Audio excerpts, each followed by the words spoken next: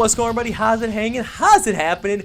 You guys know who it is. This is Kevin from the Chord Progression Podcast, which MSOTD rocks or rock and metal thrive. Wish you another good day. I believe this is the 29th of July. Yeah, we're already getting close to, August with a lot of good releases. But before we get into that, and before we get into this podcast, I want to thank our sponsor, Phoenix Fitness, again for sponsoring this podcast. Again, you guys know me, I love mosh pits. I love the fact that concerts are back, and I'm going absolutely crazy in those, but shit, I gotta make sure I'm fit, and I'm not gonna tap out during those long festivals, and so I want to make sure I'm fit. I want to make sure I hit the gym and make sure I recover right, make sure I'm prepared right, and when it comes to the supplements, Phoenix Fitness takes care of all that with different proteins, pre-workouts, BCAA recovery, multivitamins, whatever it might be. Our listeners get 15% off using the code MSOTD at checkout, link description below, so be sure to check that out. Thank you, Phoenix Fitness. And now time to our main attraction, and this one's got me smiling because this is a hard rock and punk rock infused band out of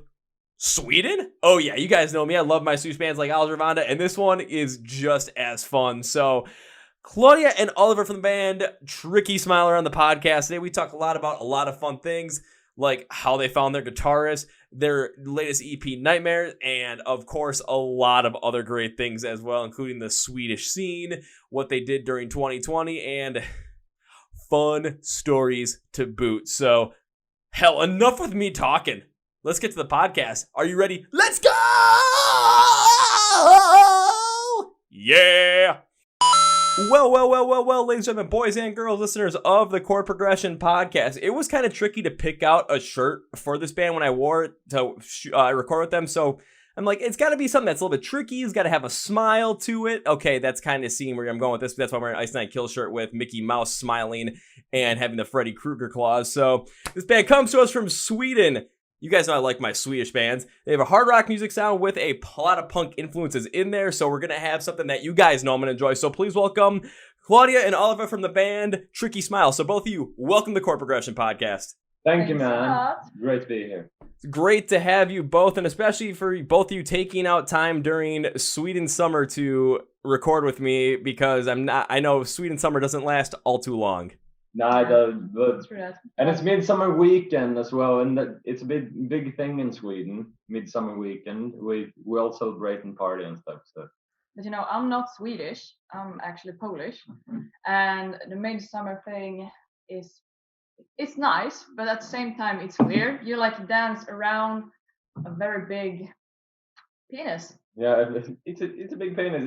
It's like a big pole of flowers and stuff. It looks kind of like a penis, and people dance around it. You dance around it. You drink vodka. You have a few beers, and it's awesome. And you jump like frogs. Yeah, you jump like frogs. It's amazing. Okay, jumping around like frogs while drinking a lot of beer and dancing around a flower statue that looks like a penis. Yeah. My question is, why the hell am I not there right now? Yeah, that's a good question. Man, you need to be here. Come here next summer. Yeah. I'm planning on coming over to Europe again, because I was there in 2019. I'm planning on coming over. I was originally planning on coming over in 2020, but of course COVID happened, so fuck that. Then I was going to come over this year, but all of a sudden it's like, okay, not sure what travel restrictions are still going to be as everything starts to open up. Plus it was like every single band announced tours here in the US all at the exact same time. And it's like, okay, now I'm going to this show. I'm going out here for this one.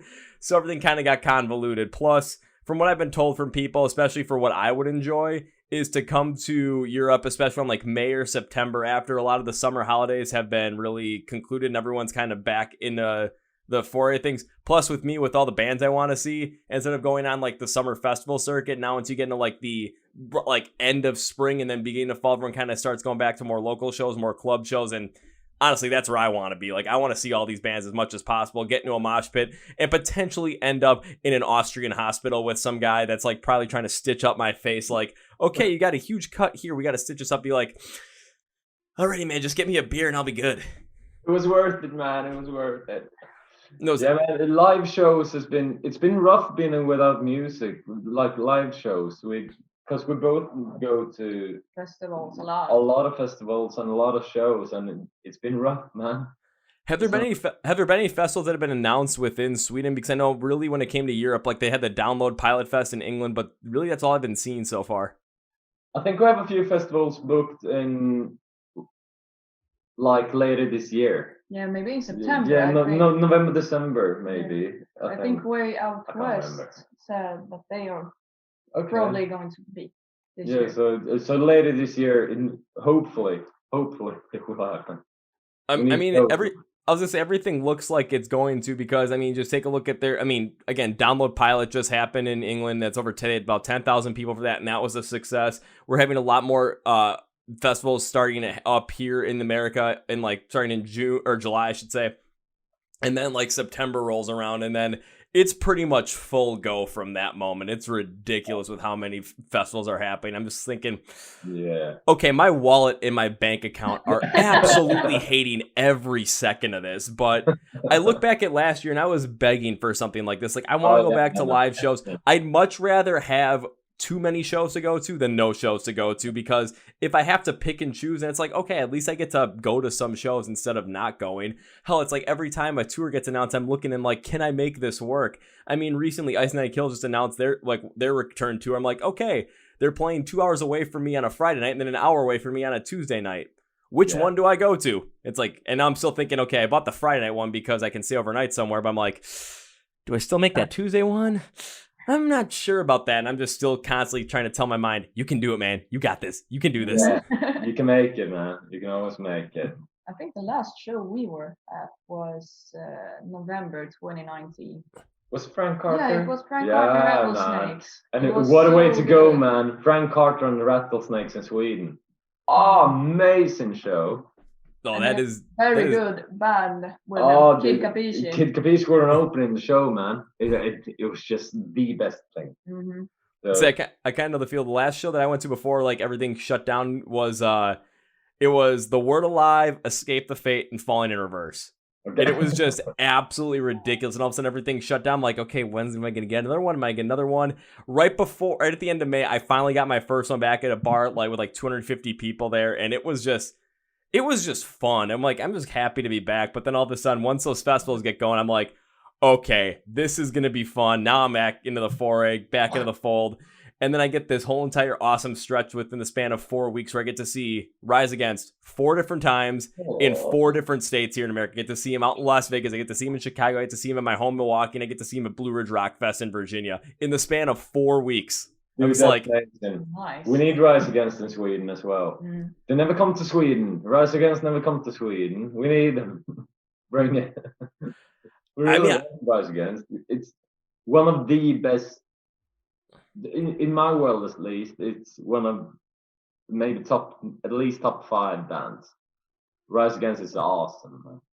I'll say you're talking to someone whose favorite band is Rise Against. They've been my favorite band since I was 14 years old, and as so many other bands keep coming out, I still enjoy so many other bands. Like every time, I'm just like, no, nothing can overtake Rise Against. It's just every time I listen to that band, I feel like myself again. Hell, there was a time when I was afraid to listen to them just because of different things that were going on in my life and how it impacted my mind. I'm just like, I just didn't want to listen to anything because I had different memories associated with so many of their songs that now all of a sudden I didn't want to associate myself with those memories. I'm like, shit, this is horrible. Luckily, it was in 2017, right as the Wolves album released, so like I had something to hang on to. I'm like, okay, I have to go see this band live to try and get something back.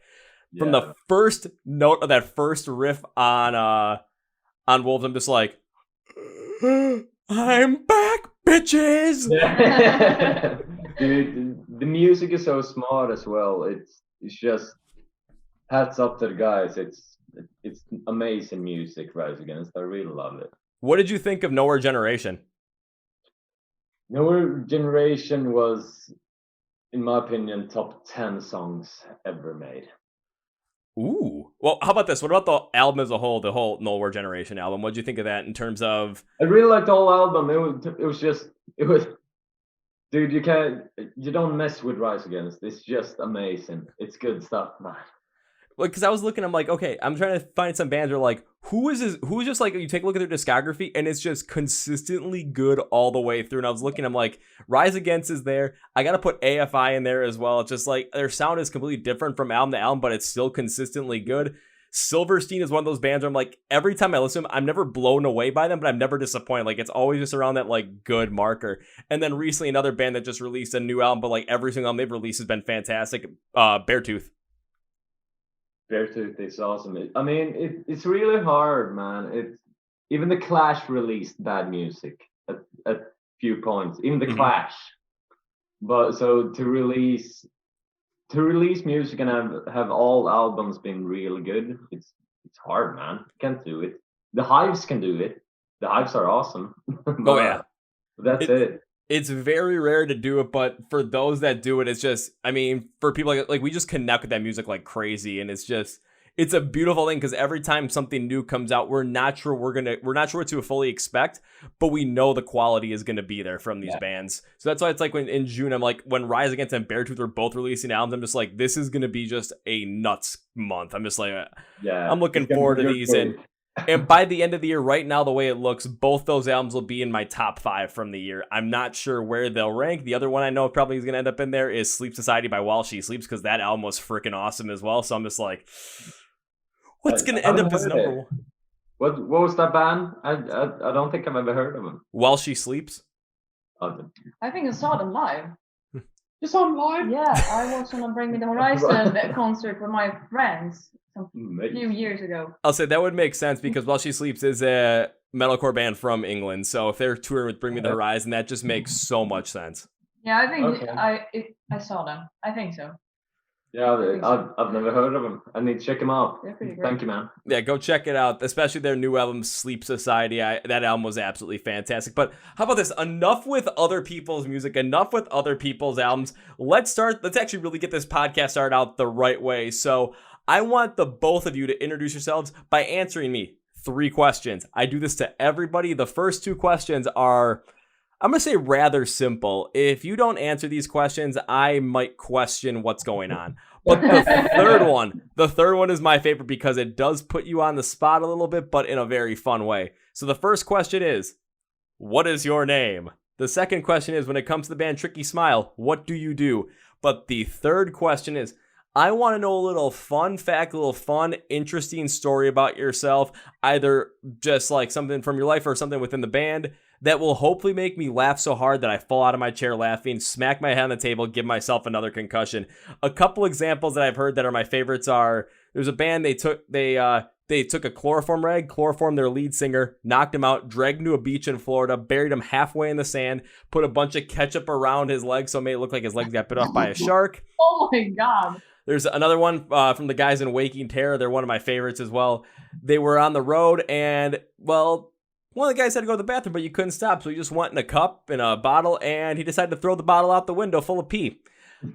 Only problem was the windows were open in the whole entire van, and the bottle ended up coming back through the back window and basically gave the drummer a golden shower. Oh yeah, hooray for golden shower. So those two always, I know there's so many more, but those two always stand by my mind. Oh, I got another one. Another story from Doc Coyle, the lead guitarist from Bad Wolves. He told me a story about when he was in a previous band back in 2001, how he ended up at some random girl's house in Cardiff, and he doesn't know exactly what happened. He lost any contact with anybody, and he thought that like he was gonna end up be like, okay, I'm gonna settle down with this girl, and this is just the way of life is now, I guess. Until his manager like literally broke down the door and was like, we've been looking for you for hours, and apparently he was only 3 houses down from where they were staying. And then he's like, I got dragged out of there, and I've never seen that girl again. So it's a good story though. So those are a couple of the many hilarious stories that I've heard over this podcast, and those I always bring up those as examples, not only to get the creative juices flowing, but also to give you a little bit of time to maybe think about something, also to make you laugh as well, because those stories are freaking hilarious. So whoever wants to start, take it away. Yeah, you go first. Well, my name is Klaudia. I sing in Tricky Smile, and I also play guitar. Well, right now I don't have any hilarious stories, to be honest. You have a lot of good stories. I mean, okay, so I'm Oliver. I play bass in Tricky Smile. But I don't know if it's a fun story, but it's kind of funny. But at least it's interesting. When me and Love went to Ukraine, basically, we went there to party and drink beers and just enjoy ourselves. And we walked behind this bar. we're just watching. I think we were going out to pee. We were watching, and you can just see this shadow in the distance. And our guitar player is called Little Ras. Ras was sitting in that alley, basically. He was just sitting there, and no one knows why. And we can, to this day, no one can talk to him. We don't know the language. We basically went up to him and went, "You want to be in a band? Can you play the guitar?" And he went, "Da, I can play the guitar." So that's it. So since then, he moved to Sweden. He moved in with us. He's been with us ever since. So a drunken stupor through the Ukraine, and you guys were peeing. You guys found this guy sitting on there. You asked him to play guitar in a band, and he's been your lead guitarist ever since. And you know what? Hands down, he's the best guitar player you'll ever meet. Yeah, absolutely. He's the best guitar player you'll ever meet. And even if he looks like he's not fun, he's fun as hell. Yeah, he's fun as hell. He kind of makes noises sometimes. It's really hard to try and talk to the man because we don't really know the language. We try to speak English with him, and it's like he kind of rants off in Ukraine sometimes and just screams at us. But the best guitar player in the world. The problem is that I understand sometimes because Polish and Ukraine are not so different. Yeah. Understandable, but that's still just absolutely insane. The fact that you have a lead guitarist and there's some sort of a language barrier there. However, it still completely works out given the fact that it seems like your direction and your mindset around the music is going to be the same. So that's where the connection is made. Very similar to like football as well, where you have different people from different countries playing the pitch at the exact same time. And I mean, hell, I'll play here in the United States, and I'll be playing with guys that only speak Spanish. Hell, I was playing with my buddy who's his whole entire like team only spoke Thai. That was it. And then he spoke Thai and English, and then me. They brought me in for one game just because they needed some help, and I only speak English. I didn't know what the hell these guys were saying, but anytime they said something, I just looked up and I instantly knew exactly what they were calling for. It's like, okay, if you want a long ball, do you just want a short pass? You want me to lead you going forward? Do you want a through ball? Whatever it might be. I'm just like, holy shit, how the hell am I figuring this out? I'm just thinking, when people have kind of like a same mentality and a same goal and around whatever they're doing, there is some sort of a universal language, universal understanding, even if there is a language barrier. Yeah, man. For us at least, we usually just let the music talk for itself. And you kind of play something to Rasmus and he goes, okay, that sounds shit. I'm gonna do it better. And he does it way better. And you just let the man go. And it's just amazing. Well, probably I think what the reason behind that is what Ras is able to do is whenever you're playing something, he's able to pick up on exactly what you're trying to go for. Yeah. But it's like you're just like maybe your skill level just isn't necessarily there to pull out exactly the sound you want to pull out. But he knows exactly what you're trying to do, so then he's going to do it, and then boom, now you have exactly what you wanted, what you were going for, and all you had to do was play. And he's like, no, try this. Yeah. Okay, done. Basically, that's it. And even when I write a riff and I like show it to Rasmus and I go, this sounds good, right? And he goes, yeah, it sounds really good, but this is better. This is just better. Listen to this, man. Try this. And he just goes for it. The best guitar player in the world that I've ever met, and I've met a lot of them. So I'm pretty sure that Ukraine guy that don't know Swedish, that don't know English, but knows how to play the fucking guitar. Yeah, that basically. I've never seen the man cook. I don't know if he ever eats. I don't, but he can play the guitar better than anyone. But can the man cook? I don't know. Can he tie his shoelaces? I don't know. But he can play the guitar. He might try and overtake Austin Powers as the top international man of mystery. Yeah, truly. And Klaudia can be Mr. Evil, Dr. Evil. Thanks, I guess. I was kind of half expecting all of a sudden her just to go like this, just like, yeah, here, Dr. Evil. There we go. Thank you. So I'm kind of half expecting on stage all of a sudden at some point Klaudia's just gonna end up singing and just go like this. Yeah. And was be like, oh shit, $1 million 1 million Kyrgyzstan, Shabadoo yen. Yeah. I think it's a good story when basically we met this guy in Ukraine, drunk. We were drunk as well, and we just went up to him and we knew we needed a guitar player.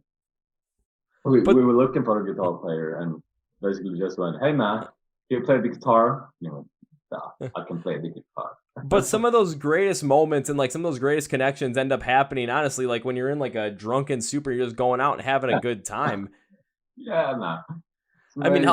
I mean, hell, like, because in 2019 when I was over in Europe, it was just like, because I started out in Croatia because I was doing this whole entire thing with 30 Seconds to Mars, but I met two of my friends out there the day beforehand, and we're just like going along the waterfront, along the Adriatic Sea, just find all the cafes, all the bars, just drinking. And it was like every time I go up to the bar, it's like, okay, can I get this, and this? All of a sudden, it was I started talking to the bartender because they weren't busy. And it was like talking for like 2-3 minutes. And next thing you know, like I'm getting shots left and right. And we're all having a blast. And it's like, and if I'm leaving the bar, everyone's like, no, don't go. It's like, I don't want to go, but I want to check out as many of these places I possibly can. And then the same kind of thing happened when I was in Amsterdam. It was just like, alrighty, I'm going to sit down at this bar. I ordered first when I got to Amsterdam, I was there for 40 hours. I ordered one drink right when I got there. It was the first thing I ordered. I ordered a Heineken. Then I started talking to this one guy that's from Chicago. I'm like, how the hell do I meet a guy that lives 90 miles away from me? American guy, man. Yeah. All of a sudden, then, he buys me a drink. Then 2 more people come to our group. All of a sudden, one other person buys me a drink. We go to a different bar. Now we've got like 6 people going to this bar. Someone buys me a drink there. We go to a different bar. Now there's like 12. The group kept doubling in size until it got to like 40 people. And then I ended up walking to a bar. I'd been there for under 4 hours at this point. I walk in a bar and I hear some guy go, hey, Kevin. I'm like, who the fuck knows my name? It's the bartender. I'm like, how the hell does this happen? I go up, how do you know my name? He's like, you're Kevin, the American guy, right? I'm like, clearly with a backwards baseball cap, but how do you know my name? Oh, people have been talking about you all night. And I'm like, I'm just hoping this guy shows up. Next thing you know, they give me this like full on, they actually give me a boot, like a glass boot filled with Heineken. I'm just like, I cannot complain about this, man. This is fucking awesome. You gotta love Das Boot. Pretty much, yeah. I honestly don't know how. I'll put it this way. I don't know how I made it back to my hotel that night because I didn't leave till like 2 a.m. I got back at like 2:30. I walked back. Yeah. And there was a guy saying out on the hotel, was like, "Hey man, my friends aren't coming down to get me. Can you let me in?" Normally I should be like, "Nah, that's probably not the best idea." But I'm like, "Sure, fuck it. Who gives a shit? I'm just trying to go to bed anyway." Hey, thanks, man. You want to come up and smoke some weed with me and my friends? And I'm thinking, shit, I'm in Amsterdam. Why the fuck not? So I smoked weed and drank with 4 guys from Yemen for the next hour. Dude, speaking of good places, have you ever been to Prague? I have not, but when I come over in 2022, what I'm planning on doing is I have to go to northern Italy because I know a lot of the Italian metalcore bands. I've got a friend that lives in Bratislava, so I'm going to go hang out with her. We're going to end up spending like 5 days either in Slovakia and then Austria because I know Vienna has a crazy concert scene, so it's like, okay, let's go over there. And then also go to Prague as well. She's like, I'm not letting you go if you're not letting you not go to Prague. You need to go to Prague, man. It's amazing. We went... You and Luva. Yeah, me and Luva went a few years ago, and we met this band called the Curlies. And they sing in Czech, basically, so you don't understand anything they're saying. But it's awesome. The best punk rock. It's just amazing punk rock. And so Prague overall, I think, is one of the best places I've ever been to. It's just the people and the city. It's amazing, man. You need to go. If you get a chance, just go for it. You have a lot of great stories from. Yeah, we have a lot of great stories from Prague, I think when we met the Curlies is probably the best of them. Basically, me and Luva were in this bar, and we heard this sound, but it was kind of muffled. We couldn't really hear it. And I think the sound is coming from behind that door. And it was a small bar. It was like, I think maximum 20 people could go in the bar. But we heard this sound, and I think it's coming from behind that black door. In the middle of the wall. It was just so random, this door. And I was like, oh, I think it's coming from there. And he went, open it. See what's behind it. See if it's anything there. It might be a faucet. And I was like, okay, let's open it. I open the door, and it's I can't remember, 450 people. behind this door, just 18-year-olds dancing and jumping to the Curlies. And they were just going for it. So we asked the bartender, like, can we go in? He was like, yeah, did you not know this is where shows happen? It's one of the best places in Prague to have a show, basically. And we had no idea. We just turned up. He was like, yeah, go for it. Go in. You can go in and watch. Enjoy yourselves. So we went in, we danced. And basically, I think after 10 minutes, this band, it was just 18-year-old girls watching this band. They're the pop group of Czech, basically. So they're ginormous there. And they went Wall of Death. You have to do the Wall of Death. So me and Love and 400 18-year-old girls who did the Wall of Death. And it was just amazing. The best thing that's ever happened, man. So listen to the Curlies. You won't understand a word, but they are amazing. And I can vouch for the really good guys. They're just amazing. We had a few beers with them after the show. They basically came up to me and Lube after the show and went, "You're not from around here, are you?" We went, "Yeah, no, we're from Sweden." And they went, "Yeah, you can tell." So. Well, you're blonde with blue eyes, so I don't know, but sure. Come and have a few beers, basically. We went, okay, let's have a few beers with the band. Let's enjoy.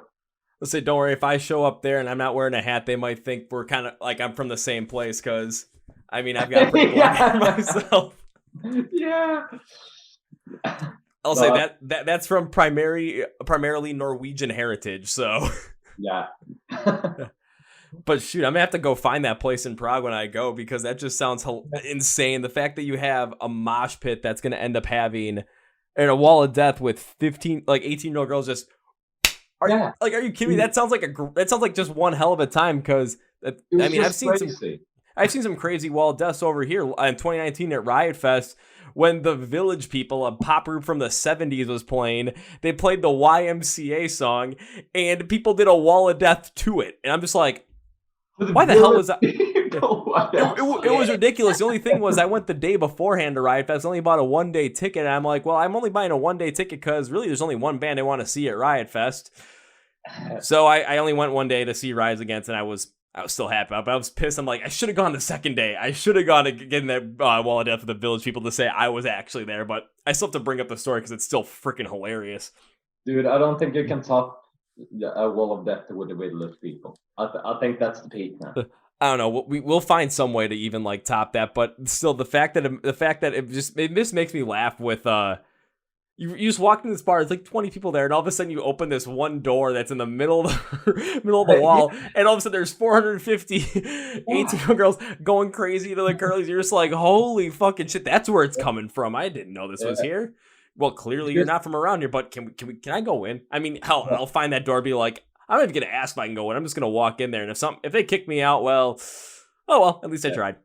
Dude, it was a real shame with COVID, because we booked a tour right before COVID when we released the first single, Fight Me Bitch, and I think the day after it released, we booked a tour for Europe, basically for 3 weeks in Europe, I think. And we were gonna play with the Curlies. You play with the Curlies? The Curlies again. Yeah, man. And I was so excited. I was like, yeah, we have to play with the guys. It's gonna be amazing. And we were waiting. We had the thing booked, and then COVID happened, man. And everything at the same time. Yeah. And I really want to hang with the Curlies. They're just amazing. The lead guitar is a guy on bagpipes. Wait, what? Yeah, it's a guy on bagpipes. They have no lead guitar. It's a guy on bagpipes who do all the solos, and you think it's gonna sound harsh. It's the best sound. It's just amazing. It's a guy on bagpipes. Sounds like guitar. Yeah, it's a guy on bagpipes, and it's just awesome. That's why you have to check them out. Yeah, man, you need to listen to it. And that's also why fuck COVID, man, because you guys could go on tour with them and it would have been freaking hilarious. Just all of a sudden, you guys go up there, all of a sudden the Curlies go up there, you've got a bagpipe lead guitarist, and you have a bunch of 8-year girls doing a Wall of Death. Yeah, Why the hell did COVID have to happen to prevent this from happening? Yeah, man. Tricky Smile and Curly's. It's gonna happen at some point, dude. Even if the Curlies don't want to do it, I'm gonna make sure it happens because I really want to see the Curlies again. It was just the best thing. Just even if it doesn't happen like a tour, just make sure you get like some sort of a one-off show to happen. Just because, why not? You guys made a connection with the band. I'm pretty sure you're still friends with them. So why not make sure you still get one chance in there, even if it's okay, it might be a little tough to get something going, but it would definitely be worth it. Yeah, absolutely. Any day, if Curlis calls, I'm gonna show up. The Tricky Smile is gonna come. Hell, even if the Curlies don't call, you're still gonna show up. Yeah, I'm gonna knock on the door and be like, "Hey guys, you have to play." It's like, hey, we're your opener. It's like, well, we have an oh my god, yeah. Tell that opener, they gotta cut their set short because we got another opener to add to it. Let them go. Bring Tricky Smile. It's gonna be better. Well, shoot, next year, if that whole entire plan does come into place, and then I do make it to Prague, I'm gonna have to let you both know and be like, "Hey, come to Prague." Why? I gotta find that bar, man. I gotta find that bar with that door. The weird thing is, I don't really know. Even me or Lou, we don't remember what it's called. We don't remember where it's at. We just found it the one night. It's just like How I Met Your Mother. Yeah, with the best burger.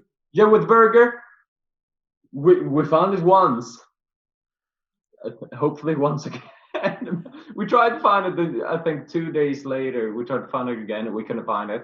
So I think it's one of those things where you have to basically have 7 beers in your body and then you're going to be able to find it. But if you're sober, you're not going to be able to find it. Well, 7 beers in your system in order to find it, I can definitely help you out with that. I think it's gonna be all right.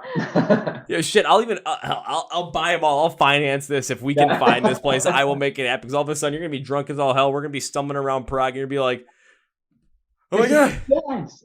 That's it!" And we're gonna walk in this like random like building that makes no sense. Also, we're gonna walk in and be like, "This bar is really fucking small, Oliver. What the fuck?" You're like, "No, this is it." There's the door, and we're all and all of a sudden, then you open up the door and you're just gonna hear. Yeah. And doves are going to end up flying out of there, and then you're going to end up seeing a bunch of, again, 18-year-old girls going crazy with a wall of death to the Curlies. We're going to be like... And then bagpipe solo, man.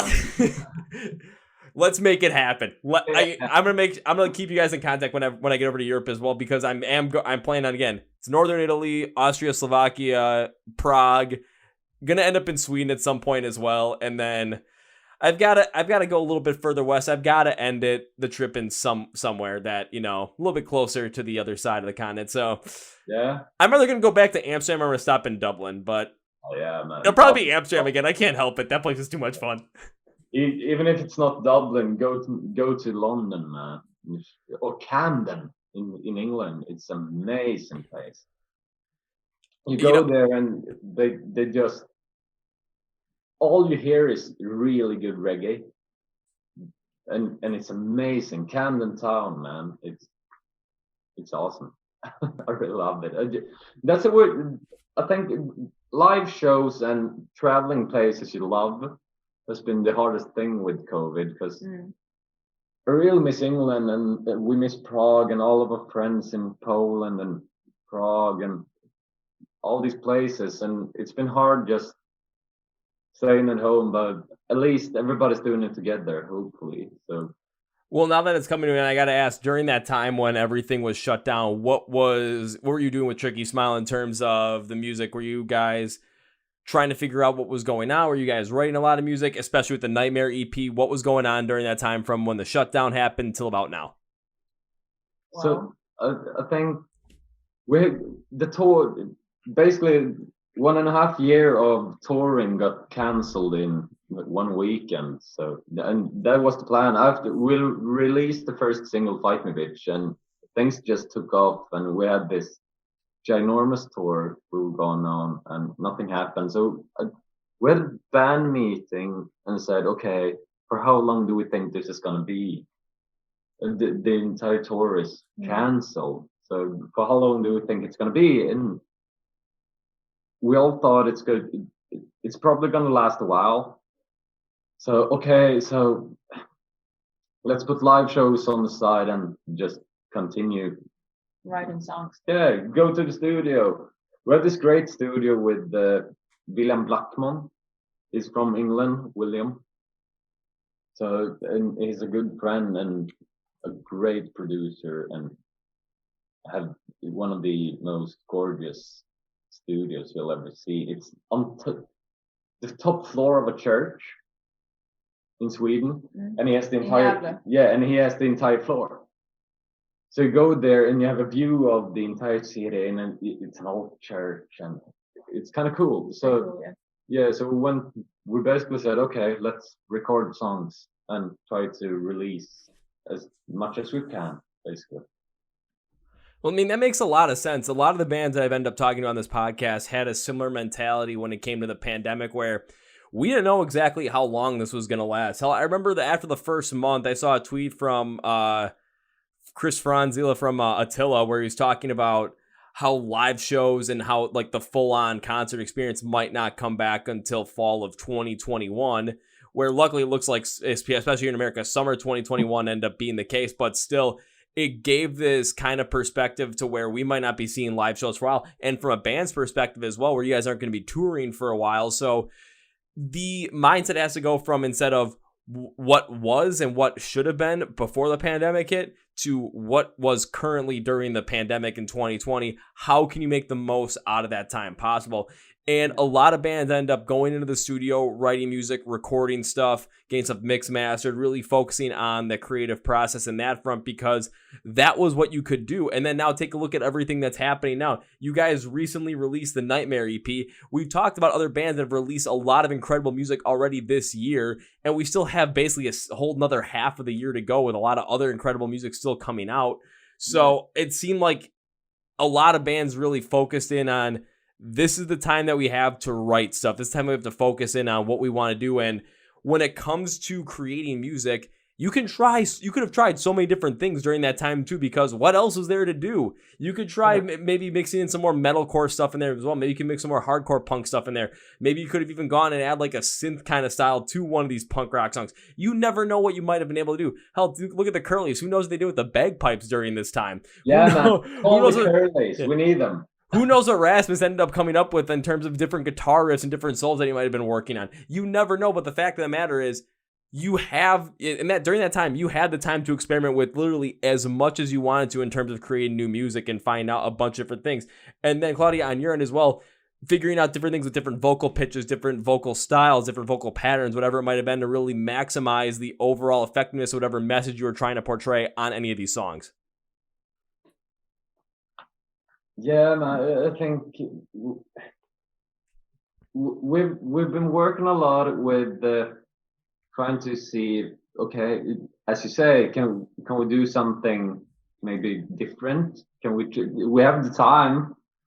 Let's try to do something. And I think Tricky Smile has always been very good at just writing a song in 10 minutes, and then go, oh yeah, this sounds good, let's not change anything. So, but like Fight Me and Take It and Nightmares were all those things where I basically pick up a guitar and go and just play the song. And then you have Klaudia and Lou and Raz going, oh yeah, that's a song. Let's do that. Let's just do exactly what you just did. Okay, did someone remember? No one remembers. But you have to kind of, and we have been really fortunate in that way that the music just comes easy. It's never any problem. And then Klaudia is just a goddamn rock star go with the vocals, where she hears the song once, and then she turns up and goes, oh, do you think these vocals will do? And you go, yeah, that sounds amazing. Like Fight Me Bitch, when we played it the first time, I was like, this is the melody. This is one of the melody for the whole song. And I already knew that. Yeah. When we just played it once. I just had it in my head. I'm going to put something in the description that says Tricky Smile, the masters of the 10-minute song. But not 10-minute song in terms of 10 minutes in song length, 10 minutes in terms of coming up with the song in 10 minutes. Yeah. But I think it's kind of natural, and just if you the tricky sound has always been kind of easy. Just go and this is what I feel like, and then you go, oh yeah, that's a song, and that's a good riff. Or Rasmus turns up and goes, okay, he barely speaks, but then he basically plays you a riff, and he goes, oh, that's a good riff, man, and we need to use that. We need it somewhere. So, and I think was it Take It, the outro and Take It? Or did you write that? You wrote that, but he has some part where he basically just turned up in my apartment and just with the guitar and stood there and just played. Is that for, I can't remember the song, but it was some song, and I was like, is it for that song? And he was, yes, it's for that song. Do you like it? And I was, dude, it's amazing. That's awesome. We need to use that.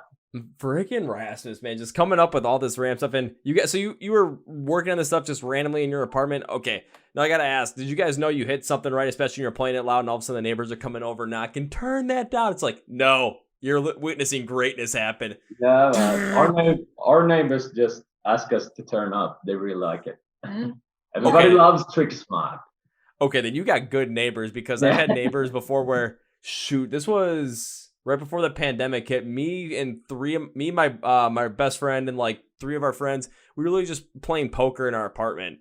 I didn't even have the music that loud, but I was playing a bunch of Volbeat because I was thinking, hey, it's 5 guys playing poker together, drinking. What's more fun to listen to than Volbeat? And all of a sudden it was 8:30 in the evening, and we get a knock on our door, and I'm like, oh shit, did someone order pizza, or did someone else invite someone over? It was the police. We're like, I sent them around to the front door because our back door was not very well insulated and it's winter. So me and my buddy, we stuffed a bunch of like plastic bags in the cracks of the door in order to not let all the cold air in. So we're like, no, come to the other door. And I was talking to him. He's like, yeah, we got a noise complaint from you guys. I'm like, for what?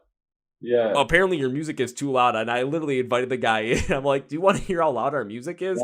Yeah. He was like, this is what they complained about? Are they serious? I'm like, plus it's 8:30 in the freaking evening, so they probably complained a half hour early. So it was 8 p.m. Why would you be complaining about this stuff? I was not happy, but 4 months later, I moved. It could have been that they just really didn't like Volbeat. I don't understand why. I mean, they probably just need to grab a couple of beers, or just grab like a gin and tonic, start drinking. All of a sudden, you're going to enjoy it as much as possible. It's just fun. Yeah, man. Shit, I need your neighbors that are like, turn that crap up, because all of a sudden I'll be here and it just all of a sudden like, okay, I'm gonna start playing some like Beartooth or Rise Against or some Bring Me the Horizon. I want people knocking on my door, or people like not like throwing like little rocks in my window just to get my attention, and all of a sudden having signs that say turn that shit up. Yeah. Well, honestly, sometimes I just sit on the balcony and play acoustic, and people like are coming out and watching what is going on and things like that. It's pretty fun. Do you do that often? Not that often, but sometimes. Yeah, but I think more often than most people. Yeah, probably. Maybe a few times a week, maybe. A few times a week? I mean, that'd be freaking awesome. If it's warm, of course. If it's warm, of course. It may be kind of nice all of a sudden, just you're walking outside and all of a sudden you hear someone playing some good music acoustically. You're just like, oh, this is really nice. Kind of adds the whole entire vibe of whatever the day is, or even the evening. Just, all right, that's fun. Plus, it's a lot, for me, it'd be a lot better than what I had to deal with when I was in college. And all of a sudden it's just people playing whatever is currently popular on the top 40 of whatever the most popular stuff is. And it's just like, okay, I've heard these songs 3,000 times. You got to play it again. And then all of a sudden, it's like on the little balcony we had, I'm like, all right, time to have some fun here. So I rolled out a couple of speakers one time, and people are like hanging on their balconies. They're like, they're playing their music, whatever it might be. And I'm like, okay, let's turn this up a notch. And I think I just started blasting. I want to say I started blasting like Disturbed, just because I thought it was going to be fun. It was, and then people started complaining. I'm like, okay, now I got to definitely turn this around and have some more fun. So I'm like, well, I don't want to go heavy. I don't want to go like Slipknot heavy, because then people are going to probably complain. Let's go with something that I enjoy, but we'll probably get these people to be like, well, that's not too bad. So I'm like, alrighty, Hollywood Undead, here we go. That's a good choice. It it's a really good choice. Oh, absolutely. Even I did that one time because the apartment. This is my junior year. The apartment complex that I lived at, we had this balcony on the second floor, and the driveway into the courtyard of this apartment complex was right over our balcony. So we were the where you would, if you wanted to walk in, and we'd have these huge massive tailgate parties before football games in that courtyard. So everyone that wanted to walk in had to walk on right by our balcony. And there'd be times where I'd be grilling out there having a good time. I'd bring the speakers out there, and I forgot who we were playing, but I just started blasting the Hollywood Undead. And people were asking, can we come up to your apartment and party? And I'm like, I don't know who you are. didn't matter who they were. Didn't matter how good looking they were. I'm grilling for my friends and our friends. We're having a good time up here.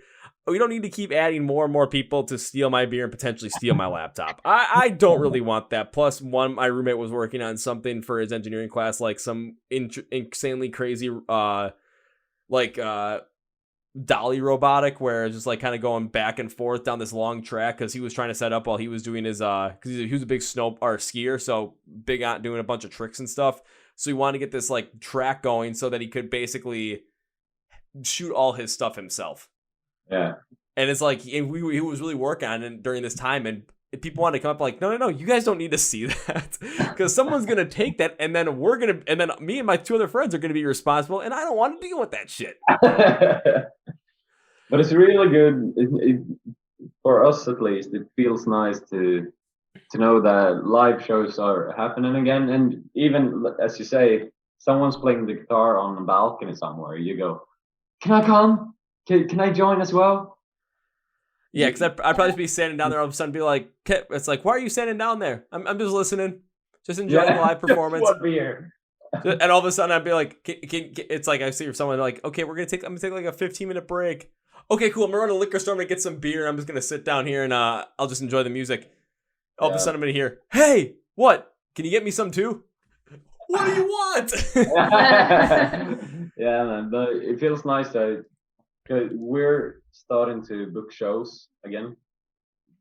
Finally, and it feels just so good, man. Knowing that we have a tour coming up later this year and beginning of next year. We know we have shows and tours. So. Are they fully booked right now, or is there still stuff going on in working out certain details, certain venues, maybe certain who is going to be also on the bills for those shows as well? Is there different things that are going on in terms of finalizing everything? Yeah, we know we're playing, but we don't know who's gonna open for us and where we're gonna stay and how do we get there. We just know that we know that people want us to come and play. So, and that's all we know. So we have the dates, but details are working. And you can't fully release everything until all those details are fleshed out, correct? Yeah. Again, I understand that completely, though. As much as I want to know, okay, where are you guys playing? When are you guys playing? I want to know all that stuff. I totally understand that there's certain things where you just can't say them right now, and I'm not going to push it. Do you want a podcast exclusive? I mean, I would love one if that's possible. We are playing Gävle in Sweden, 6th of November. We're playing Gävle, and I can give it that, but the other details are still trying to work out. But we do know that 6th of November is going to be released in, I think, a few weeks. Probably. Yeah, probably, and tickets are going to go out. So, shit. By the time, hopefully by the time this comes out, maybe some of those dates will end up being fleshed out as well in terms of being released, so people know. But really, when it comes down to it, November 6th, if you're in Sweden, if you're around, what was the name of the place? Because I just don't want to mess up the name. Musikhuset, the House of Music, basically. Well, if you're going to be around there, definitely go and see Tricky Smell on November 6th, 2021, because, I think that's a good idea. Yeah. I mean, I'm endorsing the idea.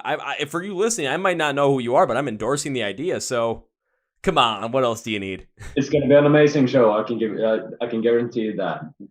It's going to be awesome. And hopefully, just hopefully, there will be another band there in support of them with bagpipes. Oh yeah, man! That Call the would've been curlies. nice. We bring them to Sweden. We need the curlies. Yeah, bring the curlies to Sweden. You're gonna have a blast with it. See, I mean, look, we're coming up with ideas already when it comes to like really figuring out all these details. It's like we're kind of figuring right there. Hell, if you end up going to Prague, if you end up going anywhere in the Czech Republic, by God, just literally call the curlies. Be like, hey, can you guys want to play with us? Or can we make something happen? All of a sudden, they might be like, fuck yeah, let's go. Hey, you guys remember that bar you first found us at? Yeah, that's where we're going to play. You're going to be like, I'm going to know where it is. Yeah, I'm going to find it, man. And then when you do, I'm probably going to end up sending you a message and say, hey, man, can you please send me like the location of this thing so when I go over there, I know exactly where to go for one of the coolest music venues of all time? Yeah, man. I think we need to call the curlies and call them out and just go, where did you play? Where is it, man? Come to Sweden, and then you can tell us where it was. Where was it? And then all of a sudden, Curlies, I think. And then 2022 rolls around, and then some weird American guy named Kevin shows up at that bar and just like, I know this place. Yeah. It feels like greatness happens behind this door. Next thing you do, I open up and it's like the curlies again. I'm like, I knew it. Yeah. If you see a wall and it's just a random door, always open the door. Always. I mean, that's might be hiding behind it. Ari, I'm gonna take that. We might be hiding there. I'm gonna take that advice fully when it comes to my next European trip, where it's gonna be, if I see a random door that doesn't make any sense, open it, because you never know what craziness might lie behind. However, I could get in a lot of trouble really fast with that kind of logic. Yeah, you could. But it's worth it. Yeah. And Tricky Smile could be playing. If Tricky Smile's playing, I'm probably gonna end up knowing about it before I even go there. Be like, okay, I know Tricky Smile's gonna be here. Now I just have to find the door. Yeah. Start opening up every single door. Nope, that's a closet. Nope, that's a bathroom. Nope, those are. God, I don't even know what those are. Close it. Open up. Start. Got it. Yeah, I found it. 1,000 doors of the charm. Yep. 1,000th door is the charm. That might be the way to put it. I'll open up every door in Prague to find them. Finally found Tricky Smile. I'll find Tricky Smile, and I'll find the curlies. Kevin. And then all of a sudden, you guys can get a crazy mosh pit going, and then of course I'm gonna end up jumping in there because I can't resist. Every time there's a mosh pit going, I'm drawn to it. But there are times where also I'm like, oh, am I a little bit hesitant to get in there? If I ever get to that point, I look at the person next to me and say, hey man, push me. What? Just push me in there. I'll get pushed in there. I'll get hit right away. And right when I get hit, something happens in my mind where I'm just like, there is no leaving this mosh pit tonight. Nah, you gotta join the mosh pit. Oh, you absolutely have to. It's too much fun. One of the last ones I was in, it was a smaller show, and all of a sudden, there are these like 7 guys who are gonna start a mosh pit. They're like, okay, who's the guy we have to watch out for? And they all looked and they're like, that guy. And they point at me. I'm like, why me? I'm never the guy that you can point out. They're like, you're easily the most dangerous. You look like you could fly, but you also look like you could pack a punch. So it looks like you're like the ultimate wild card in this situation. I'm just like, okay, I'll take it. Even though there was like the range in terms of weight was probably like 20 to 30 kilograms on both sides between people. I'm just like, Jesus freaking Christ, how the hell am I gonna have, like, I end up having to like try and like go nuts on some of those big guys, just like shoulder check them. I end up getting a couple of them on the ground. I'm just like, yeah, woo! It's like knock him on the ground. I went, woo! And then I picked him right back up because that's the rule. If you get knocked, if you see someone knocked down, pick them up because you want to get them hurt. Out in mosh pits. It's just a rule. Exactly. That's why that's one of the main reasons why I want to go over to Europe as well, just to see how you guys do mosh pits. Because from what I've seen and what I've heard, they're a lot crazier than they are here, and that just makes me excited. Yeah, man.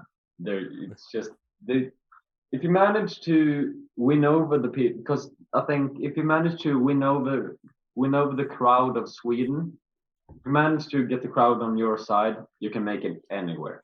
Mm-hmm. It's the hardest crowd in the world to get them to dance. It's not that easy, but if you get the people of Sweden to dance, they like you. Yeah, you got it, man. So, and basically when a Swedish crowd like a band, they truly love the band and they just go for it, and then they mosh like it's no tomorrow, and they just go for it.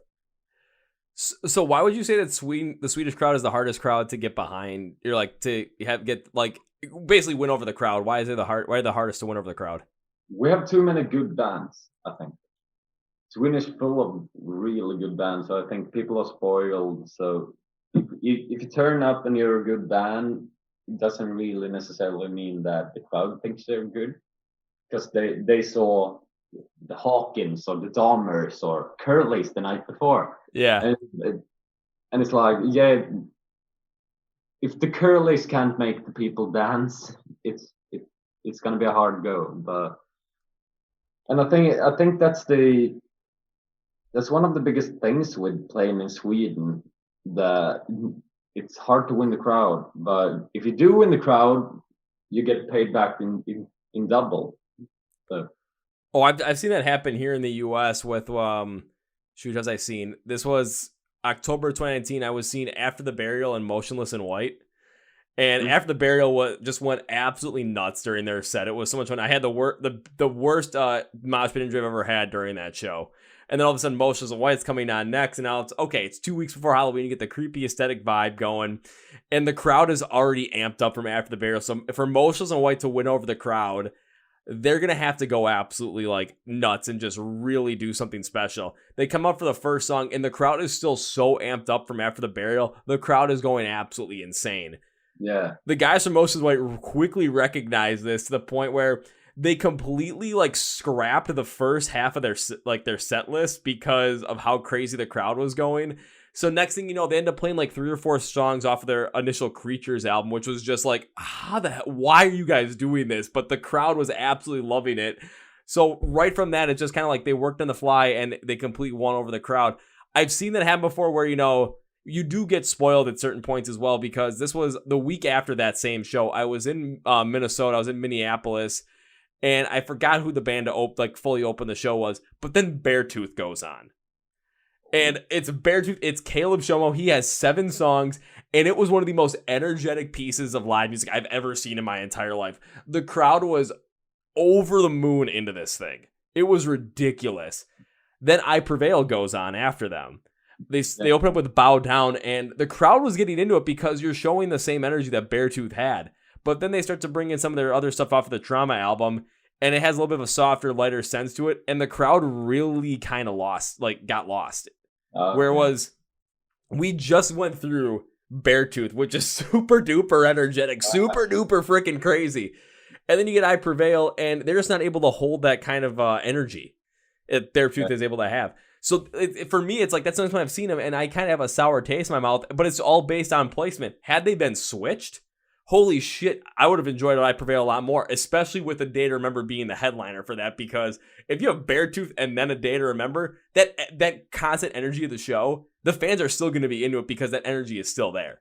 But going from Beartooth to I Prevail, it's like that energy started out there, but then it really went down quick, and it's just like, I Prevail's a good band, don't get me wrong. It's just on that build, the placement, if they would have been on the other side, it would have been a lot better. And I can see kind of like some of this like Swedish crowd as well, where you get so spoiled with like some of these amazing, fantastic bands where you expect the best.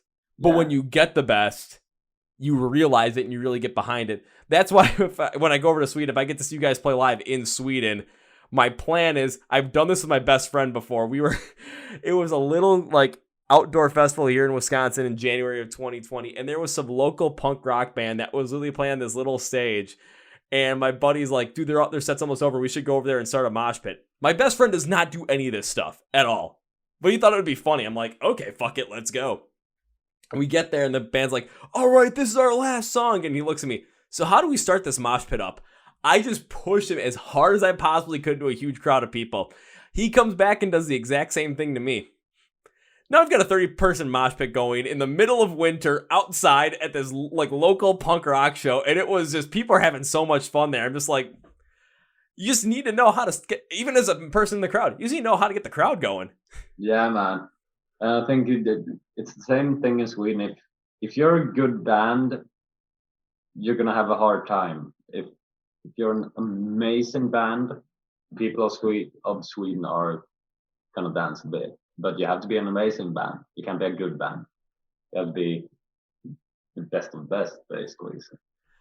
Well, when it comes to being a good band, you got to have good music. And I do want to talk about the Nightmare EP a little bit more as well, because it did recently come out on the same day as one of the great punk rock acts of all time released one of their albums. They came out on June 4th, 2021. Same day as, you guys know what I love, Rise Against. Same day as that album. So, of course, now we're getting a good punk rock. We got a great punk rock release day on that day. I'm just going to put it that way. So, with the Nightmare EP, when it came out, what was the initial response from the fans that you saw in terms of the reception of the EP, what people liked about it? What were people really talking about this EP with? I think we basically only got good response. I think, really good. Yeah, really good. People really like the Nightmares EP, and I think because it's kind of punk rock. And it's kind of fast, but it's still kind of, like the name would suggest, it's kind of dark and harsh at times, but it's still like dance worthy, if you know what I mean. It's not all death metal. It's more like punk rock, and I think people have mostly been liking the EP. Yeah. Have you heard about the helicopters? No, I have not. Dude, check out the helicopters. Yeah, you have to. Fuck the curlies. Check out the helicopters first. First the helicopters, then you go curlies. Yeah. But one of the members over there, Degen, we sent him our CD, and he really liked it. Yeah, man. He even had showed it on his Instagram and everything. It was nice. We basically printed, I think, a few CDs, and we sent them to people we like. And when, here you go, that's it. That's all we're gonna print for now. When we go on tour, we're gonna print more. But for now, you're gonna get a one-off. If we like you, you're gonna get a CD. So we did that, and we got Drunken from Backyard Babies and the Helicopters. And we got Thunder Mother, and all these great bands, and we've been friends with them since. I think they really like it. Yeah, I think also. We're just big fans of their music, so it feels good when your heroes go, "This is good, guys. You're doing well." Oh, absolutely. It's definitely going to be something where when people that you really admire all of a sudden are talking very positively about what you're doing, it does give you this little bit of extra motivation, a little bit of this extra confidence, because you've been looking up to these people for a certain number of years, maybe forever as well. And then you finally create your own music in terms of something that, you're going to send them and see what they say about it. And next thing you know, they come back and they're like, hell yeah, this is fucking awesome. And you're just thinking, we have this. This is it. We have now. That's not we have done it, but we have done something, because by saying we have done it, it feels like then that's it. That's the end. But there's so much more still to be done. Tricky Smile will come with more stuff. Oh, absolutely. And for everyone listening, when it comes to the Nightmare EP, when it comes to, if you're going to be thinking, okay, if you're going to ask me, Kevin, what song should I start out with in terms of the EP? If I'm just going to listen to one song and really get into Tricky Smile. Honestly, out of all of them, I thought Panic was going to be the one. If you're going to look for a launching point in a Tricky Smile, that's the one to go with. I got to take a look at my notes on this one because I don't want to mess this up, because I think this was the song that you guys initially reached out to me about, because I remember looking at the single artwork. I'm like, I remember this artwork from like 2020. So I'm like, there's something just really connect, even because it was always the artwork that showed up whenever I'd open up my work Spotify, because I'd always use it for just like research purposes. I never really listened off of it.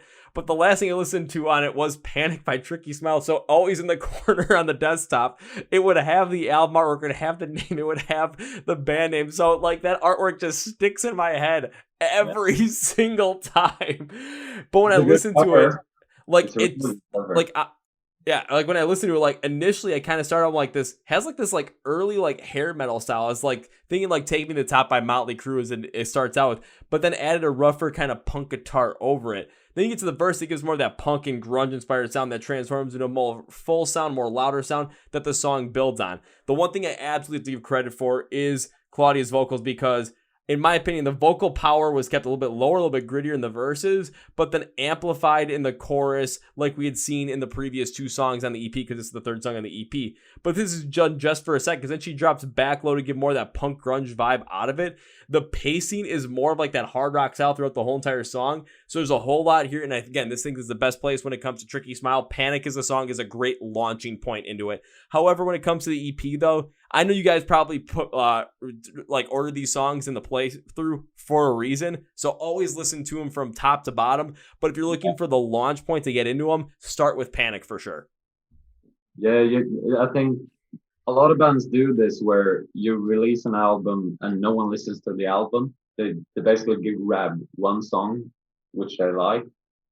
And bands go through a lot of work to work out how the entire album is going to look. We don't just mix them in. We work hard to make it good and make it sound like the entirety of the EP is going to be good. It's not just a bunch of singles. It's a good EP, man. Well, just the way music is consumed today in terms of different streaming services, everything on the internet, because it's so easy just to listen to one song and that's it. And you're not invested into listening to a whole entire album. Where it comes from my end when I come to listen to these things, especially when I do different album reviews, of course, I'm going to listen to them from top to bottom because that's how the artist intended you to listen to the whole entire album. Of course, there's going to be certain songs that I listen to that I'm going to like a little bit, I'm going to like more, that I'm going to return to a lot more. That's just the way it is on any music, though. It doesn't matter who it is. But when you listen to it from top to bottom, you get a completely different experience. And I think a great example of this would be the 2018 album from Architects, Holy Hell, because if you listen to it from top to bottom, what I found in that album was they described the 5 stages of grief that they went through from losing Tom Cyril. From denial, denial? I can't think of it. It's like denial, anger, bargaining, fear, and acceptance. They go through all 5 stages in that whole entire album. It is ridiculous going from top to bottom on that thing. So that's pretty much where, when I came to me, really trying to get into, the whole entire listening to album the way that the artist intended to, whether it's an EP album, whatever it might be, from top to bottom. Architects Holy Hell is the perfect way to look at it and then go from there, because I did the same thing with Beartooth's new album Below, and it was ridiculous, especially going through it from the start with Below and then everything in between, and then the instrumental, the last riff that ended it. And it's just the way that the album was constructed to go deep within Caleb Shummel's mind and everything that goes into the depths of your mind and depths of these internal struggles. And the last riff kind of pulling you out of it, but also realizing that, it's not over. You're going to constantly have to deal with this shit. Yeah. I'm like, holy crap, you need to listen to this whole entire thing through and through. Yeah. Yeah, I think if a band releases anything more than a single, if it's an EP or an album, you need to listen to the whole thing. If you like the band, you need to listen to the whole thing. Don't just listen to a few songs. Because, there's not one part of Nightmares which we don't like. We love it all, and we've worked our asses off with everything in the EP. So we really want people to listen to the entirety of it and listen to it from top to bottom. That's why we have the intro on the EP. We want to set the mood. Oh, absolutely. And another one for fans, if for some reason, because again, I know the fans as well. I know a lot of people that listen to, one song and that's it, try and get into it. Another song that'd be a good launching point into the Tricky Smile is going to be the song, in my opinion, is going to be the song Take It. And the reason I say it is because it does have this rougher hard rock intro into it. And I love how the drumming is done to kind of give this more of an anthemic build overall.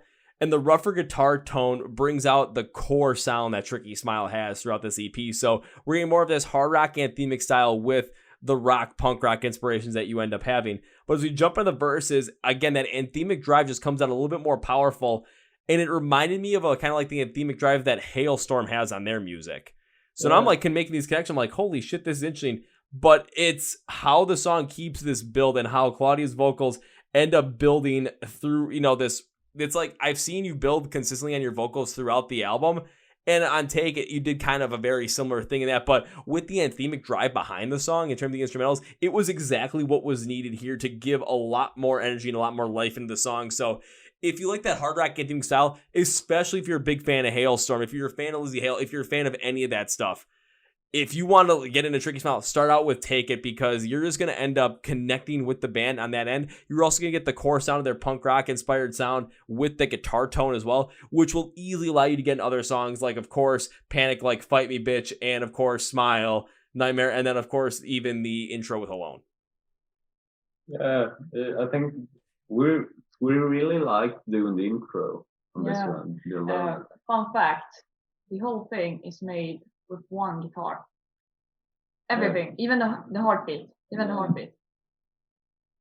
Jeez, Rasmus really went nuts on that one then. Yeah, it was fun to do. I think you layer the guitar and you do all the small like sounds and you try to build it till it sounds big and full.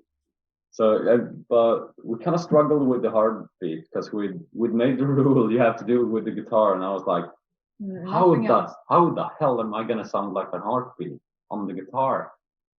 And we tried to get something, and after a while, just beating the guitar like hard and all you can, it sounds like a heartbeat.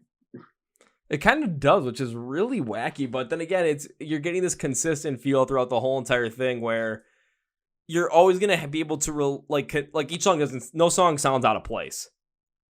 In terms of, I'm trying to think of a good example where, I'm trying to think of an example where like I was listening to an album and all of a sudden it's like here's a song where all of a sudden it just like you're listening to the album and then this one song comes on and it just doesn't, it's like it might be a good song but it just doesn't necessarily feel like it should fit on there. I'm trying to even think because I know I've reviewed albums this year where I can't remember what band it was, but it was like, man, this song just does not sound like it's like, or might have been the While She Sleeps album where it was like there's a song on there where it just where it was placed, I'm like, it doesn't seem like it makes sense. It just doesn't sound right. But then I'm like, if you kind of broke this out and put this as its own single, holy shit, is this song powerful. On the album run through, it might be a little bit choppy, but then again, you go through the whole entire album run through, then you get to the end of that album, it's like, okay, now this makes sense that it's in here. Yeah, and it's kind of hard to do that where you have to look at all your songs and go, these don't fit. These are gonna come later. But and it's a lot of work trying to get an album together. It is. So even if we have like 40 songs, to pick the songs that are gonna fit on the album, and what kind of feeling do you want behind the album? How do you want the entire album to sound? You don't just go, yeah, here are 14 good singles, enjoy. You can't really do that.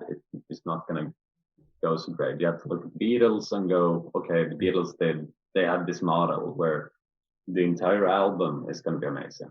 You have to do the entire album good, and it's gonna have to mean something. Because you don't want to listen to music that doesn't mean anything and doesn't put you in a mood, and so we work hard with that. No, that's one of the major reasons why, like, for myself, I don't listen to really anything with, like, more of the modern pop sense, or, like, pop music, just because a lot of times, if you listen to the meaning, it's like, oh, party, have fun, drink, this, that. I'm just like, I just can't get behind that because it just seems way too superficial. It's like, yeah, it's fun. I totally understand why people like it. But there's this realness and this rawness that just is completely missing. Versus all of a sudden, it's like, okay, now I'm starting to listen. I'm in the gym, like, okay, what am I listening to? I'm listening to Beartooth. It's like, yeah, of course you can get that hard, energetic style. That's gonna be fun. That's gonna amp you up. But there's certain things that you really get in deep with it. Hell, even today when I was working out, I was like, okay, started my cardio session, hit shuffle on my playlist, and all of a sudden the first thing that comes on is Erase Me by Make Them Suffer. I'm just like, okay, here we fucking go. Even though it goes hard, it goes heavy as all hell. I mean, listening to it helps get you in a like certain mindset, but there's so much depth behind a lot of these songs, especially within rock and metal, that I know a lot of people that are more in the pop culture scene don't necessarily get to see. But there's so much more there. And when it comes to different pop music, what I see now is when they release albums, it kind of feels like just a collection of singles.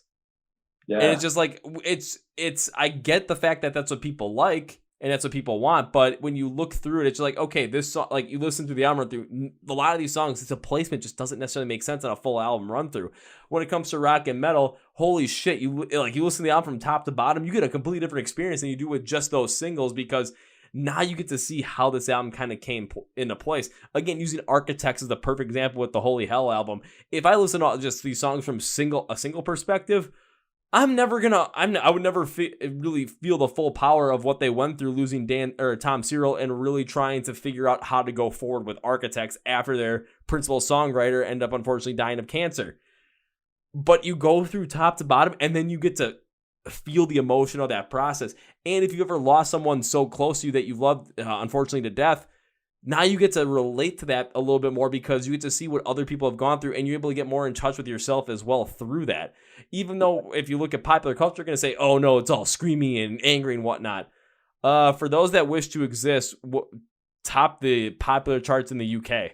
So I think there's definitely something more behind it than just what you think is just angry.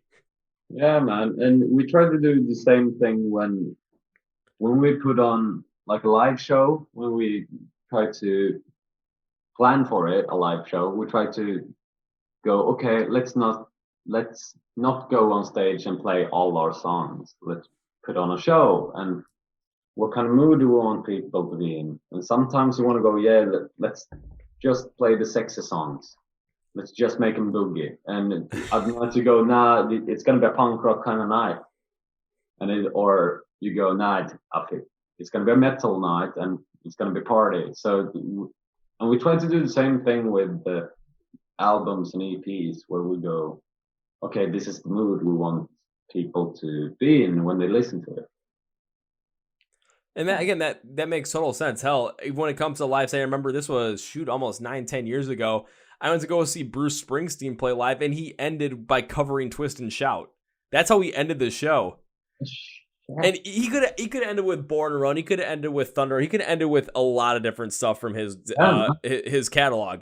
But he ended with the cover of the Beatles, because all of a sudden we're in Chicago. The lights go on at Wrigley Field, and people are just like ending the show in a fun, dancing kind of good mood. Yeah, so so people are leaving the ballpark that night, and all of a sudden everyone's just like having a good time still. Everyone's just enjoying themselves. The bars were getting packed. I couldn't walk into a bar because I was only 17 years old at that point, so that was not going to happen. Actually, probably could have snuck in there somewhere, but might not have been the best idea, because then I probably would have gotten a little bit in trouble. But the fact of the matter is when it comes down to a lot of these, like when it comes to like building on a set list, yeah, you're going to end up having certain songs that you're going to want to play all the time because of how people really connect them. They might be your most popular, but if you're going to try to really set up a certain mood for that show, like if it's going to be a smaller, more intimate show, then all of a sudden you're going to want to do some different things. You're going to want to maybe play something that's a little bit slower, maybe play a couple of songs that are a little bit softer just because of the way it is. Yeah. Another great example that honestly I got to use Rise Against is this, because I've seen them so many times. They go so full on, full force punk rock, because you're outdoors, you're in a music, like you're in a concert hall, you're in a bar, whatever it might be, and it's just people are packed together like a freaking can of sardines, and you're just going nuts in a pit. And I love that kind of style. But in 2019, I did get to see them. They played all their stuff acoustically at the Chicago Theater, and it was just this completely different mood. Yeah. But just the setting and just the way that the show, like where the show was, what the people that were going to be there, you weren't going to be able to mosh it in a full-on theater where they put on productions of Shakespeare. It's not going to happen. Yeah. But to have have Rise Against, a punk rock band, play everything acoustic with a bunch of like orchestral instruments in the background in a theater, are you freaking kidding me? The mood was completely different, but it was incredible. Yeah, sounds like that must have been epic. Yeah. No, it was beautiful. But like understanding the fact that when it comes to building a live set or in a live show, understanding where the venue that you're going to, what the type of crowd that's going to be there, and the amount of people that are going to be there, then you can tailor the show to really give the best experience possible for that kind of a style. Because if it's somewhere all of a sudden you're going to have more people sitting down and more people spaced out, yeah, you're going to might not want to go with something like super duper insanely heavy, because the vibe just isn't going to match. But if you're going to be somewhere where, you're going to have like what the Curlys did with a random room in Prague where you open the door and there's 450 18-year-old girls doing a wall of death, yeah, you're going to want to go hard as all hell. Yeah.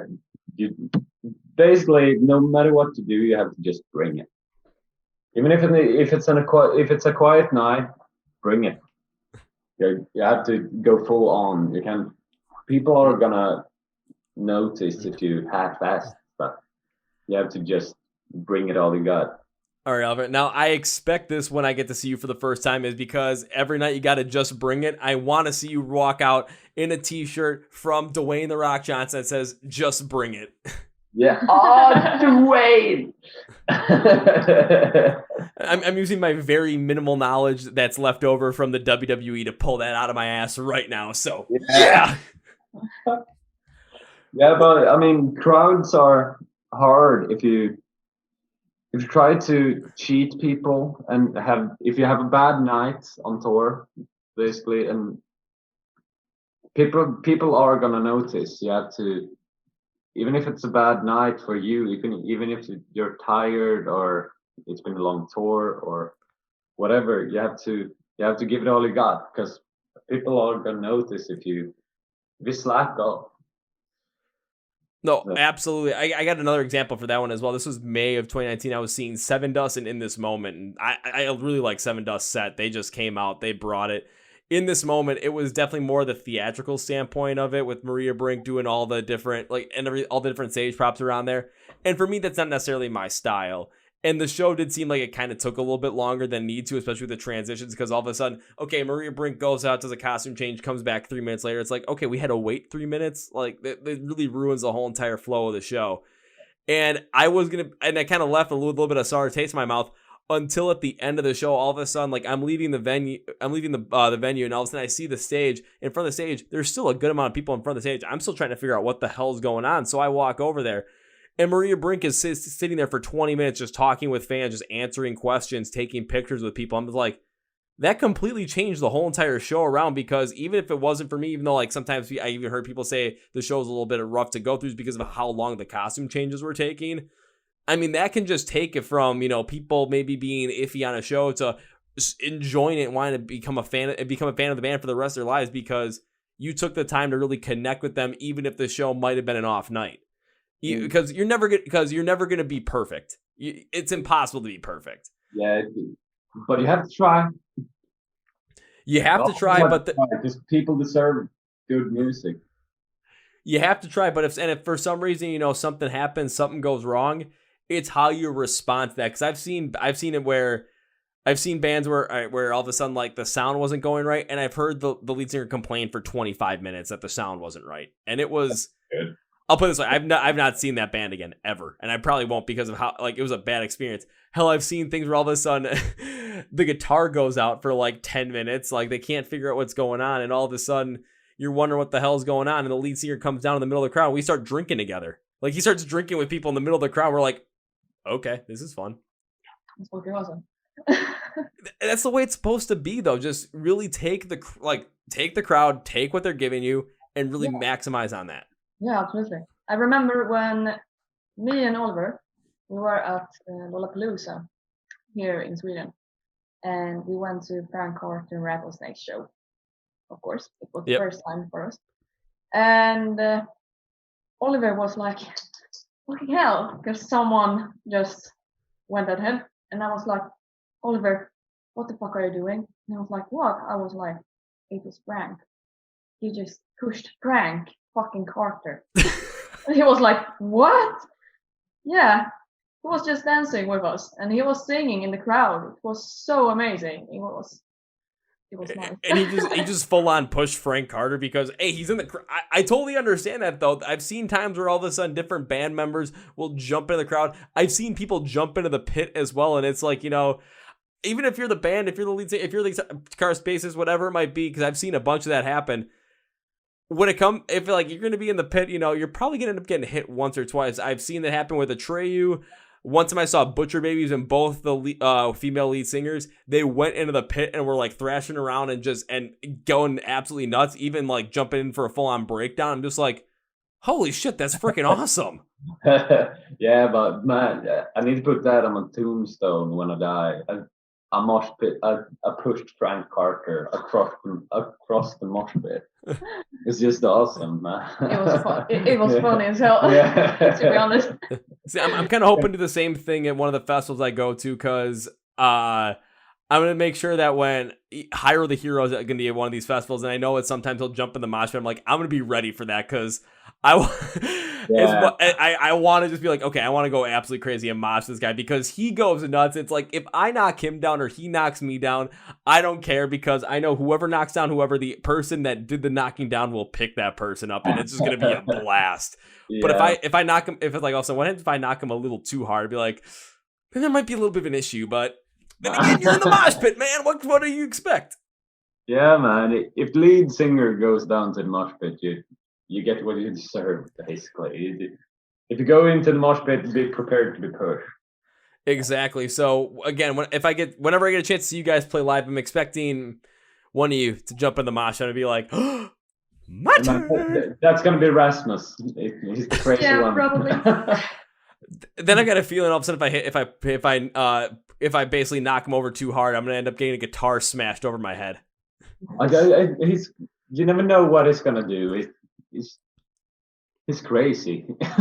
Watch, all of a sudden I'll get a guitar. He's a great guitar player, but he's crazy, and he's a lot of fun, and he's the nicest guy, but he's crazy, man. I'll say, watch, I'll end up getting a guitar. He'll end up smashing guitar in my head. He'll be like, "Why the hell would you do that?" All of a sudden, it's like that's like the worst thing could have done. We're gonna get in so much trouble. Oh, he did it to Kevin. Yeah. Thank God that he did it to Kevin. And all of a sudden, you're gonna see me knocked out. It's like, Kevin, you okay? Like face down the floor. Kevin, you okay? You're gonna see my hand go up like this. Yeah. Okay, he's fine. We're gonna keep playing. Just move him off to the side until he catches his breath. Yeah, you got a Les Paul over your head. Are you okay, Kevin? Are you alive? Now that would be one hell of a story. But when it comes, I want to close out. I'm gonna close out the Nightmare EP with, when I listened to it, I did run through each song. I did always compile like an overall kind of thing to it so I could put my thoughts all together. What I wrote was, overall, Tricky Smile brings a lot of that classic rock and punk tone that has been missing in rock music today. They don't really try and pull anything off with some electronic inclusions, some crazy distortions. They just go with what they want, and they aren't going to stop doing it. I do think they have a great core with the rougher guitar tone and the garage-inspired sound to their punk rock and hard rock feel. When it comes to the vocal pattern, Klaudia, the one thing I have to say about it is when I went through all the songs, the vocal pattern did sound rather similar. However, the full run through, I mean, it does feel like, okay, the vocal pattern gets a little bit the same. However, the power behind it does stand on its own. So I totally understand the move to go there where it works throughout the whole entire song because of how well it works, the rougher guitar tone. So you really have something going here, and the sound is incredibly accurate on that point. Enjoy this one if you like that modern hard rock sound and the punk rock sound and want to take all the electronic distortions out of it. If you want something that has that more raw, right in your face feel, Tricky Smile is the way to go. Thank you, man. Thanks a lot. So as we bring this podcast to a conclusion, one thing I like to do is give my guests, and that's both Klaudia and you, Oliver, a chance to say whatever you want to say, plug whatever you want to plug. So right now, the floor is yours. Okay, I think listen to Tricky Smile. We are amazing. Hopefully we'll be able to release the full tour soon.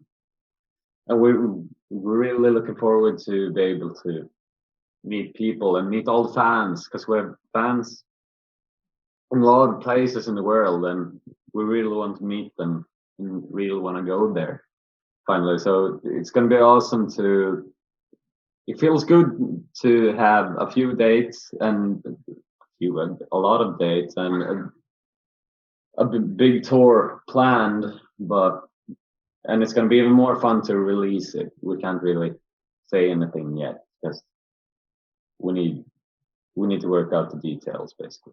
So, but it's going to be amazing. So, but listen to Nightmare EP. That's all I want to say. Listen to it, and we'll see you at the shows. That is a great way to put it. Now I think it's my time to close this out with 3 things I like to close it out with. The first is, so yes, Tricky Smile, they're going to be going on tour some point later in the year. When it comes to that time, it's going to be released, and you're going to want to know when these dates are, where they're going to play, how much everything costs to get to see Tricky Smile, where to listen to the Nightmare EP, how to stream it, and how to stay connected with Tricky Smile. You're going to want to follow all their socials. You're going to want to subscribe to their YouTube channel. You're going to want to be notified anytime anything gets out. So you want to keep tabs on their website. You're going to want to listen to the Nightmare EP on stuff like Spotify and Apple Music. But I know what you're saying, Kevin, Why do we have to look all this up, man? You know, it'd be a lot easier if you just put in the description of the podcast, say, find Tricky Smile online, and you put the label on everything, and then put the links to all their socials where we can stream their music, where we can find about their tour dates, so that we don't have to look it up ourselves. Can you do that for us, Kevin? And you guys know I always do that for you, so make sure you look at the description of the EP, or not, the description of the podcast. You'll find Tricky Smile online, and all the links will be there for you to keep connected. Now, the second thing is, so this is something I like to do whenever I have guests on the podcast that I absolutely enjoy having on the podcast. So this happens 100% of the time. I have yet to find a band that has not earned this promise, and you guys have not broken that tradition yet. So here's the promise I'm making to you. This is not an if. This is not an if. This is a when I get to see Tricky Smile perform live for the first time. Hopefully what it looks like in 2022 when I get to come over to Europe. Yeah, my promise to you is this. First round's on me. Oh yeah. You're a good man. Unless we're in Prague and we're trying to find that venue and we need to get drunk as all hell, then I'm just going to start buying everything and be like, okay, we need to do this now. And all of a sudden, next thing you know, we're going to be drunk as all hell. We're going to stumble to some random bar. We're going to find this bar with this random middle door. We're going to be like, oh, is that it? And you're going to hear a bagpipes guitar solo and be like, oh, that's it. It's the Curlies. Yeah. So now with the fact that I've got people be able to find everything out about Tricky Smile, and I've made you the promise of seeing you for the first time live, that first round's on me, unless it's the whole entire Prague thing where I'm going to be buying a lot more drinks for us. I can't end this podcast in all good conscience with a goodbye, because that seems too final. That ain't fucking happening. This ain't going to be the only time I see you guys or talk to you. So I can't end it with goodbye. I have to end it with this. See you later. See you later, man. Well, folks, that was my interview with the band Tricky Smile out of Sweden. So remember, when it comes to Tricky Smile, you're going to want to make sure you're in the know with them, with all their music, on all their socials, and when they're going to go back on tour later in 2021. So you're going to want to make sure, again, connect on their socials, on their Spotify, Apple Music, wherever you stream your music, and just everything. So look in the link description below. It's going to say, find Tricky Smile online. All the links are going to be there. All of the tags are going to be there as well. Also, another thank you to Phoenix Fitness for sponsoring this video. Again, you get 15% off using the code MSOTD at checkout. Link in the description below to send you right there. Please remember to follow everything with MSOTD Rocks on Facebook, Twitter, Instagram. Remember to subscribe to our YouTube channel, MSOTD Rocks. You'll find the Chord Progression podcast there. And if you're listening and just streaming the audio, you can stream on Spotify Podcasts and iHeart Radio. Also, we have a link tree that if you look at our Twitter and our Instagram, the link tree is all there. It's always updated with the latest podcast episodes, latest YouTube videos, whatever it might be. It's all there for you. So yeah, I hope you guys enjoy. I hope you like it. Again, thank you for stopping by. Thank you for listening to this podcast. I really appreciate it. On that note, that's going to be for me, guys. Thank you for watching, listening to the Chord Progression Podcast, brought to you by MSOTD Rocks or Rock and Roll Thrive. My name is Kevin, and you guys know how I end every single one of these episodes of the Big, Healthy, and Hearty. See ya.